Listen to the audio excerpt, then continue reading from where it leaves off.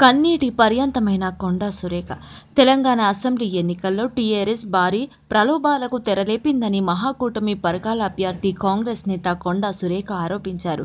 TRS ప్రలోభాలకు ప్రజలు లొంగిపోయారని వ్యాఖ్యానించారు. ఉద్యోగుల కోసం వేలాది మంది యువత రోడ్డుపైకి వచ్చి పోరాడుతుంటే టీఆర్ఎస్ నేతలు పట్టించుకోలేదని, అలాంటి వారికే ప్రజలు మరోసారి పట్టం కట్టారని ఆవేదన వ్యక్తం చేశారు. టీఆర్ఎస్ నేత చెల్లా ధర్మారెడ్డి చేతిలో కొండా సురేఖ ఓడిపోయిన సంగతి తెలిసిందే. కేసీఆర్ ప్రభుత్వం ఎన్నికలకు ముందు కక్ష సాధింపు చర్యలకు పాల్పడిందని కొండా సురేఖ ఆరోపించారు. తాజాగా ఎన్నికలో విజయం నేపథ్యంలో గతంలో టీఆర్ఎస్ అరాచక పాలనకు అడ్డుగా నిలిచిన టీపీసీసీ కార్యనిర్వాహక అధ్యక్షుడు రేవంత్ రెడ్డి, జగ్గారెడ్డితో పాటు తనను లక్ష్యంగా చేసుకున్నారని ఆందోళన వ్యక్తం చేశారు.